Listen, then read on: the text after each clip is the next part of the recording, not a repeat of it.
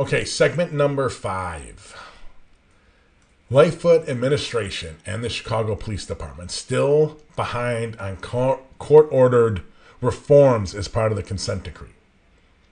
Without delving too much into this, here's an article from the Tribune if you want to look it up to get more in depth about what they're saying. This is not new. They've been behind since they started. I think there are quarterly reports that the monitor that is overseeing the consent decree issues. The police department has been behind. They started to catch up a little bit in this one. My worry and the reason I wanted to bring this up and talk about it today is I want people to understand that the consent decree isn't in and of itself the holy grail of police reform. And Lightfoot is treating it that way. This is the process. This is the process we've agreed to. We're working on it, and this and only this. And the city council and everyone else should butt out. This is the only thing. Now, at this rate, we're going to be here 10 or 15 years before the police department makes all the changes necessary to get the consent decree lifted.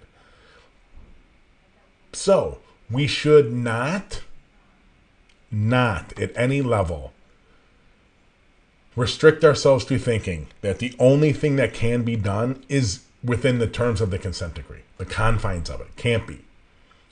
The consent decree has some really good things in it. We can move even further.